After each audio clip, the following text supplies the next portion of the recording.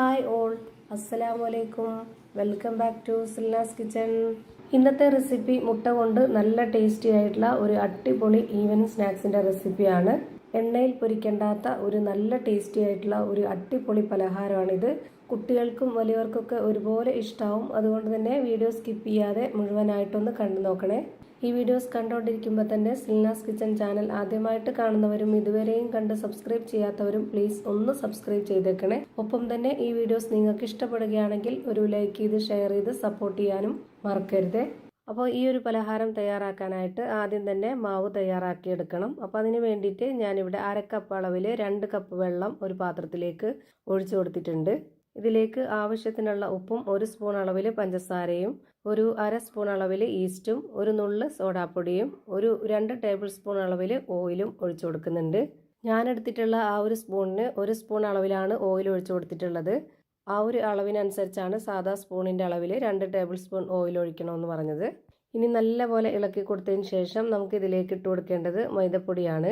250 ml കപ്പിൻ്റെ അളവിൽ 1/4 cup അളവിൽ ആദ്യം പൊടി ഇട്ട് കൊടുത്തിട്ടുണ്ട്. ഇനി ഇതൊന്ന് കുഴച്ച് നോക്കാം. അപ്പോൾ നമുക്ക് അറിയാൻ പറ്റും ഇതിന് ഇനി വെള്ളം വേണോ അതോ പൊടി വേണോ എന്നുള്ളത്. ഇപ്പോൾ ഈ മാവ് നല്ല ലൂസായിട്ടാണ് ഇരിക്കുന്നത്, കുറച്ചുകൂടെ പൊടിയുടെ ആവശ്യമുണ്ട്. അപ്പോൾ ഞാനിതിലേക്ക് 1/4 കപ്പ് അളവിൽ കൂടി പൊടി ഇട്ട് കൊടുക്കുന്നുണ്ട്.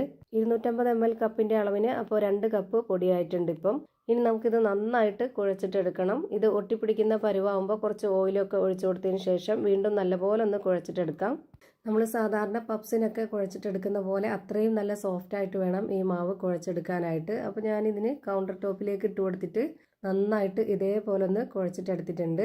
ഇനി ഇതൊരു പാത്രത്തിലേക്ക് ഇട്ട് കൊടുത്തതിന് ശേഷം ഒരു 30 മിനിറ്റ് റെസ്റ്റ് ചെയ്യാനായിട്ടൊന്ന് മാറ്റി വയ്ക്കുന്നുണ്ട്. അടുത്തതായി ഇതിലേക്ക് മസാല തയ്യാറാക്കി എടുക്കണം. അതിന് വേണ്ടിയിട്ട് ഒരു പാൻ സ്റ്റൗവിലേക്ക് വെച്ച് ഫ്ലെയിം ഓണാക്കി കൊടുത്തിട്ടുണ്ട്. ഓയിലൊന്ന് നന്നായിട്ട് ചൂടായിട്ട് വരുമ്പോൾ ഒരു 3 സവോള ഇതുപോലെ ചെറുതായിട്ട് കട്ട് ചെയ്തിട്ടുള്ളത് ഇട്ട് കൊടുക്കാം. ഈ ഒരു മസാലയുടെ പ്രത്യേകത എന്ന് പറയുന്നത് നല്ല പോലെ വെന്ത് കുഴഞ്ഞ് കിട്ടണം. അപ്പോൾ ഇതിലേക്ക് വേണ്ടുന്ന എല്ലാം നല്ല പൊടിയായിട്ട് അരിഞ്ഞെടുത്തു കഴിഞ്ഞാൽ നല്ല പോലെ വെന്ത് കുഴഞ്ഞ് കിട്ടുകയും ചെയ്യും. ഒരുപാട് സമയമൊന്നും വേണ്ടി വരില്ല, വളരെ പെട്ടെന്ന് തയ്യാറാക്കി എടുക്കാൻ പറ്റും. ഇനി ഇതിലേക്ക് ഇട്ട് കൊടുക്കുന്നത് 2 പച്ചമുളകും 3 അല്ലി വെളുത്തുള്ളിയും ചെറിയ കഷ്ണം ഇഞ്ചിയും കുറച്ച് കറിവേപ്പിലയും കട്ട് ചെയ്തിട്ടുള്ളത് ഇട്ട് കൊടുക്കുന്നുണ്ട്. ഇത് നല്ലപോലെ ഒന്ന് ഇളക്കി കൊടുത്ത ശേഷം ഒരു 3 മിനിറ്റ് നേരം ഇതൊന്ന് അടച്ചു വെച്ച് വേവിച്ചെടുക്കാം. 3 മിനിറ്റ് കഴിയുമ്പോഴേക്ക് ഇത് പകുതി വേവായിട്ടുണ്ടാവും. ഇനി നമുക്കിതിലേക്ക് പൊടികൾ ഇട്ട് കൊടുക്കാം. എന്നിട്ട് ഒന്നുകൂടി അടച്ചു വെച്ച് വേവിച്ചെടുക്കണം. അപ്പോൾ ഒന്നുകൂടി നന്നായിട്ട് വെന്ത് കുഴഞ്ഞു കിട്ടും. ഇതിലേക്ക് ഞാനിപ്പോൾ 1 സ്പൂൺ അളവിൽ മുളക് പൊടിയും 1 നുള്ള് ഗരം മസാലപ്പൊടിയും 1 നുള്ള് പെരിഞ്ജീരകപ്പൊടിയും 1 നുള്ള് മഞ്ഞൾപ്പൊടിയും ആവശ്യത്തിനുള്ള ഉപ്പും ഇട്ട് കൊടുത്ത് ഇത് നന്നായിട്ട് ഇളക്കി കൊടുത്തതിന് ശേഷം ഇതൊന്ന് അടച്ചു വെച്ച് ഒരു 2 മിനിറ്റ് നേരം കൂടി ഇതൊന്ന് വേവിച്ചെടുക്കാം. 2 മിനിറ്റിന് ശേഷം ഇതൊന്ന് തുറന്ന് നോക്കാം. ഇപ്പോൾ ദാ നല്ല പോലെ വെന്ത് കുഴഞ്ഞു കിട്ടിയിട്ടുണ്ട്. ഈ പരുവത്തിൽ കിട്ടണം നമ്മുടെ ഈ ഒരു മസാല. എന്നാൽ മാത്രമേ നമ്മൾ ഉണ്ടാക്കിയെടുക്കുന്ന ഈ ഒരു പലഹാരവും നല്ല ടേസ്റ്റി ആയിട്ട് കിട്ടുള്ളൂ. ഇതിൻ്റെ ഫ്ലെയിം ഓഫ് ചെയ്ത് കൊടുത്തതിന് ശേഷം ഇതൊന്ന് മാറ്റി വെക്കുന്നുണ്ട്. അടുത്തതായിട്ട് നേരത്തെ കുഴച്ച് മാറ്റി വെച്ചിരുന്ന ആ ഒരു മാവ് നോക്കാം. ഇപ്പോൾ ഇതിൽ കൈകൊണ്ടൊന്ന് തൊട്ട് നോക്കുമ്പോൾ തന്നെ നമുക്കറിയാൻ പറ്റും മാവ് നല്ല സോഫ്റ്റ് ആയിട്ട് പഞ്ഞ് പോലെ കിട്ടിയിട്ടുണ്ട്. ഇനി നമുക്കിതെങ്ങനെയാണ് തയ്യാറാക്കുന്നതെന്ന് നോക്കാം. അതിനായിട്ട് ആദ്യം തന്നെ കൗണ്ടർ ടോപ്പിലേക്ക് കുറച്ച് പൊടി ഇട്ട് കൊടുത്തതിന് ശേഷം അതിലേക്ക് ഈ മാവൊന്ന് വെച്ച് കൊടുക്കുന്നുണ്ട്.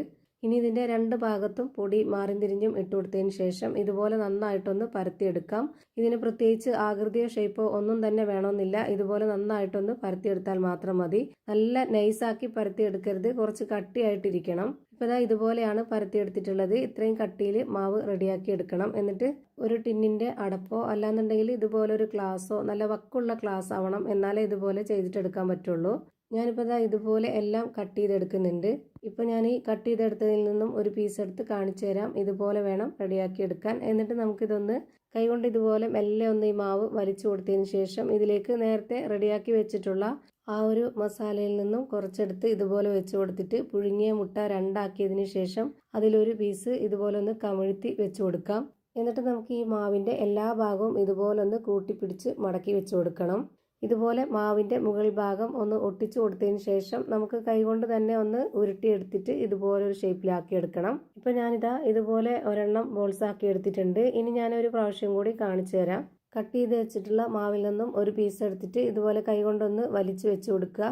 എന്നിട്ട് ഇതിലേക്ക് നേരത്തെ റെഡിയാക്കി വെച്ചതിൽ നിന്നും കുറച്ച് മസാല എടുത്ത് വെച്ച് കൊടുത്തതിന് ശേഷം അതിലേക്ക് പകുതി മുട്ട കൂടി ഇതുപോലെ ഒന്ന് വെച്ച് കൊടുക്കണം. എന്നിട്ട് ഈ മാവിൻ്റെ എല്ലാ ഭാഗത്തു നിന്നും ഒരുമിച്ച് കൂട്ടിപ്പിടിച്ച് വെച്ച് കൊടുത്തതിന് ശേഷം ഇതിൻ്റെ മുകളിലൊന്ന് ഒട്ടിച്ച് വെച്ച് കൊടുത്തിട്ട് ഇതേപോലെ ഒന്ന് ബോൾസ് ആക്കി എടുക്കണം. ഇതുപോലെ തന്നെ നമുക്കെല്ലാം റെഡിയാക്കി എടുക്കാം. ഇനി അടുത്തതായിട്ട് ഒരു ബൗളിലേക്ക് ഒരു കോഴിമുട്ട പൊട്ടിച്ച് ഒഴിച്ചു കൊടുത്തതിന് ശേഷം ഇതൊന്ന് നന്നായിട്ട് അടിച്ചെടുക്കുന്നുണ്ട്. ഇതേപോലെ നന്നായിട്ട് അടിച്ചെടുത്ത ശേഷം ഇതൊന്ന് മാറ്റി വെച്ചേക്കാം. ഇനി അടുത്തതായിട്ട് ഞാനിവിടെ ഒരു പാൻ സ്റ്റവിലേക്ക് വെച്ച് ഫ്ലെയിം ഓണാക്കി കൊടുത്തിട്ടുണ്ട്. അതിലേക്ക് കുറച്ച് ഓയിൽ ഒഴിച്ചു കൊടുക്കുന്നുണ്ട്. ഓയിൽ ഒന്ന് നന്നായിട്ട് സ്പ്രെഡ് ചെയ്ത് കൊടുക്കാം. ഇതുപോലെ പാനിൻ്റെ എല്ലാ ഭാഗത്തേക്കും നല്ലപോലെ ഒന്ന് സ്പ്രെഡ് ചെയ്ത് കൊടുക്കണം. ഞാനിപ്പോൾ ഇത് ലോ ഫ്ലെയിമിലാണ് വെച്ചിരിക്കുന്നത്. ഇനി നമുക്ക് ഇതിലേക്ക് ഓരോന്നോരോന്നായി അടുക്കി വെച്ച് കൊടുക്കാം. ഇത് വേവാനായിട്ട് എത്ര സമയം എടുക്കുന്നോ അത്രയും സമയം വരേക്കും നമുക്കിത് ലോ ഫ്ലെയിമിൽ തന്നെ വെച്ച് വേവിച്ചെടുക്കണം. ഇത് എണ്ണയിൽ പൊരിച്ചെടുക്കണം എന്ന് നിർബന്ധമുള്ളവർക്ക് എണ്ണയിൽ പൊരിച്ചെടുക്കാം. അതല്ലാന്നുണ്ടെങ്കിൽ ഓവനിൽ ബേക്ക് ചെയ്തെടുക്കാം. എങ്ങനെ വേണമെങ്കിലും ചെയ്തിട്ടെടുക്കാവുന്നതാണ്. എണ്ണയിൽ പൊരിക്കാതെ പലഹാരം തയ്യാറാക്കിയെടുക്കണമെന്നുള്ളവർക്കൊക്കെ ഇതുപോലെ ചെയ്തിട്ടെടുക്കാവുന്നതാണ്. ഞാനിപ്പോൾ ഇതെല്ലാം അടുക്കി വെച്ച് കൊടുത്തതിന് ശേഷം ഇതിന് മുകളിലേക്ക് നേരത്തെ റെഡിയാക്കി വെച്ചിട്ടുള്ള ആ ഒരു മുട്ട ഇതുപോലെ ഒന്ന് ബ്രഷ് ചെയ്ത് കൊടുക്കുന്നുണ്ട്. നോമ്പ് തുറക്കുന്ന സമയത്തൊക്കെ നമുക്ക് എണ്ണ പലഹാരം ഇഷ്ടമല്ലാത്തവർക്കൊക്കെ ഇതുപോലെ ചെയ്തിട്ടെടുക്കാവുന്നതാണ്. ഇനി ഇതൊന്ന് അടച്ചു വെച്ച് വേവിച്ചെടുക്കാം. ഇതിൻ്റെ ഈ ഒരു ഹോൾ ഭാഗത്ത് പേപ്പർ തിരികെ വെച്ച് കൊടുത്തിട്ടുണ്ട്. എയർ ടൈറ്റ് ചെയ്ത് വെച്ചിരുന്നാലേ ഇത് നന്നായിട്ട് പെട്ടെന്ന് തന്നെ കുക്ക് ചെയ്ത് കിട്ടുള്ളൂ. ഒരു 20 മിനിറ്റ് സമയമായിട്ടുണ്ടാവും. ഇപ്പോൾ ഇതിൻ്റെ ഒരു ഭാഗം നന്നായിട്ട് വെന്ത് വന്നിട്ടുണ്ട്. ഇനി ഇതെല്ലാം ഒന്ന് തിരിച്ചിട്ട് കൊടുക്കാം. തിരിച്ചിട്ട് കൊടുത്തതിന് ശേഷം ഒരു 5 മിനിറ്റോളം ഇതൊന്ന് വേവിച്ചെടുക്കണം. എന്നാൽ മാത്രമേ കറക്റ്റ് പരുവത്തിന് വെന്ത് കിട്ടുള്ളൂ.